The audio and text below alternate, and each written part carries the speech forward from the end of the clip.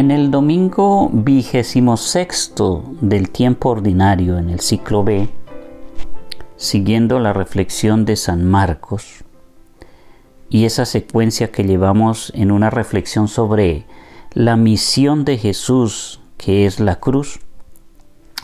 La semana pasada reflexionábamos en la cruz como camino de salvación.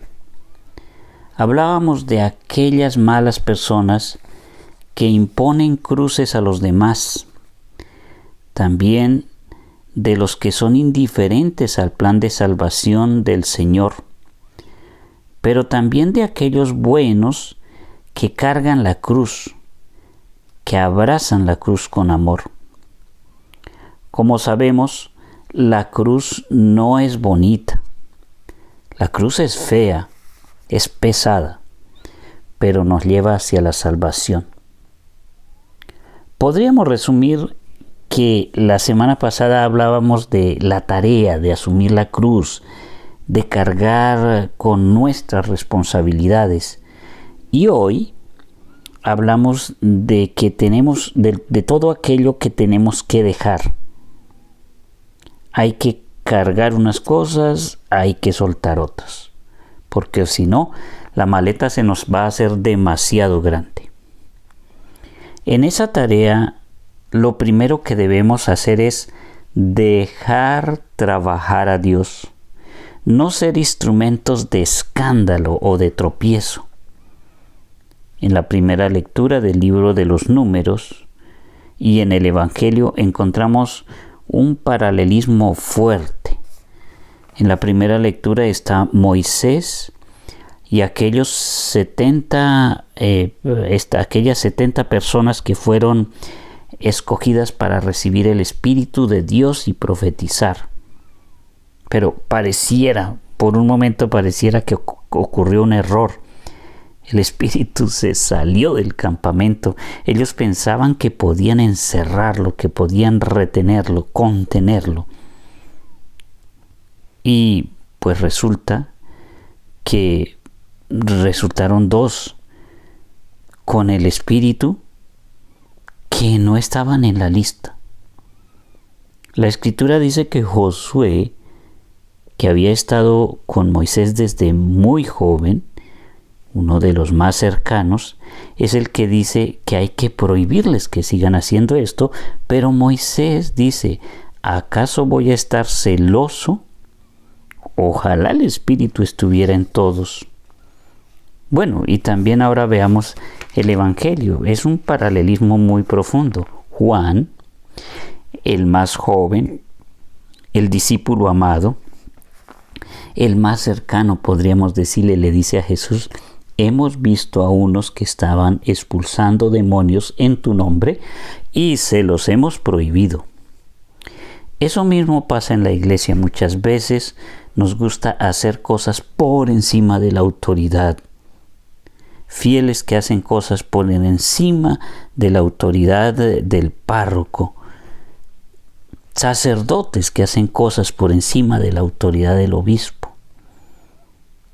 Personas o sacerdotes que hacen abusos litúrgicos en la misa por encima de la misma ley litúrgica. Hijos pasando por encima de la autoridad de los padres. Muchas veces abusos de la autoridad. Les prohibieron lo que los otros hacían sin consultarle a Jesús. Primero había que consultarle a Jesús qué debían hacer y luego hacer lo que Jesús dijera.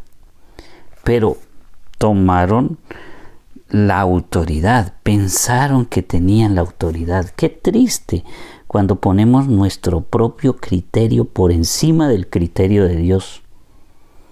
Cuando simplemente me quedo con el yo pienso que, a mí me parece que.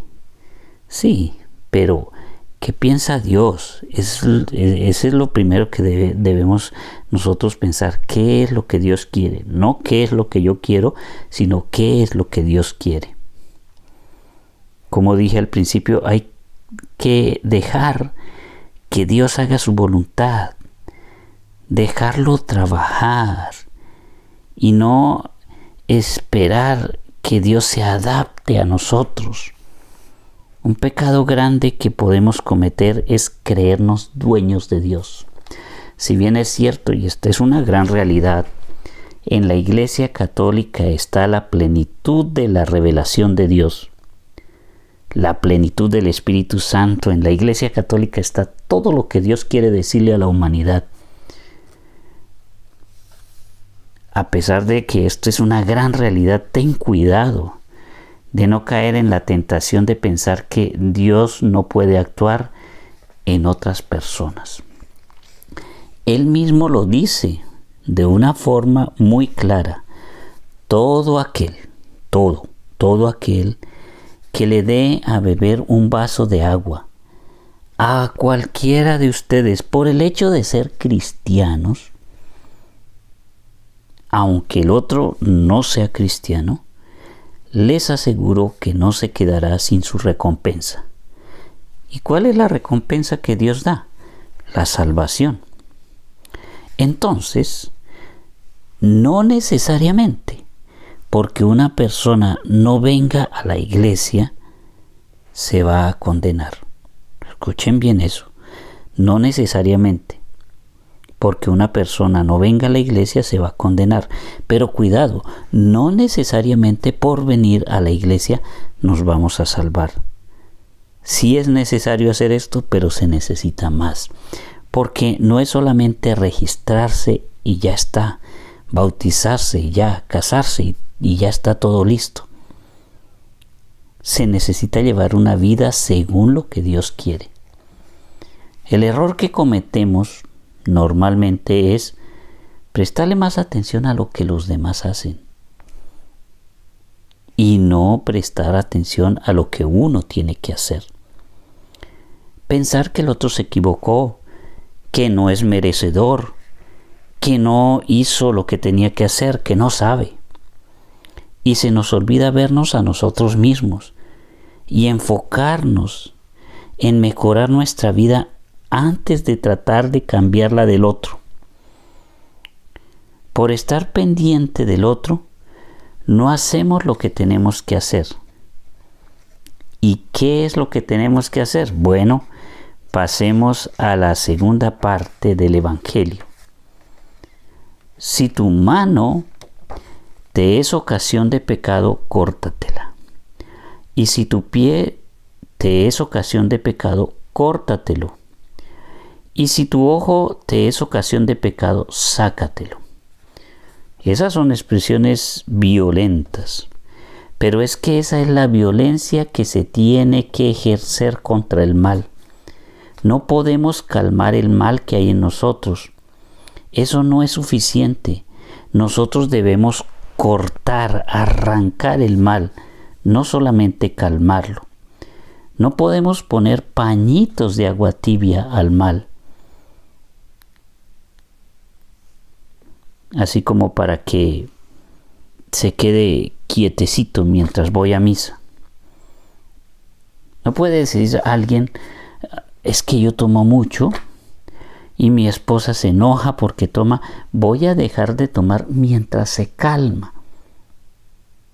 Eso tarde o temprano revienta y no termina bien.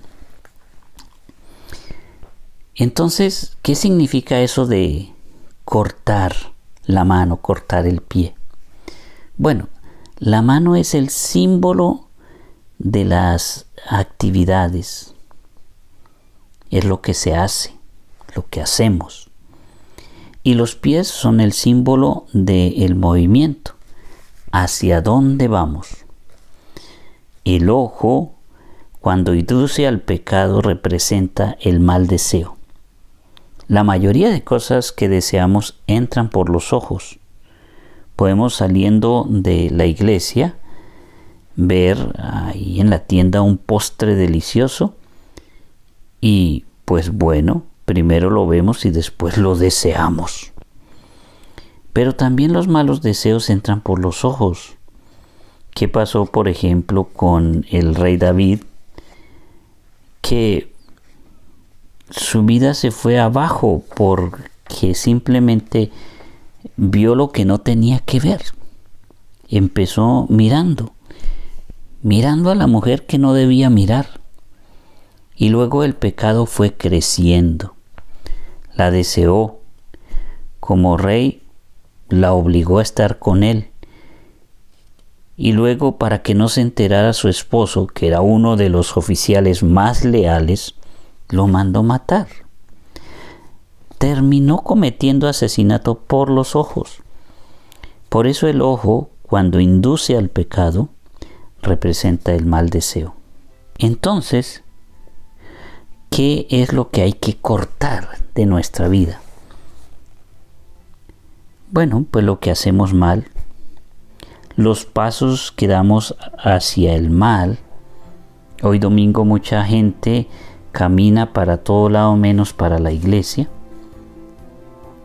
Y lo que vemos y lo que deseamos, si son malos deseos, hay que sacarlos. Si son malas acciones, hay que cortarlas. Si son malos pasos, hay que cortarlos. Es decir, que lo que hagamos, a dónde vayamos y lo que deseemos debe llevarnos a Dios, a hacer la voluntad de Dios.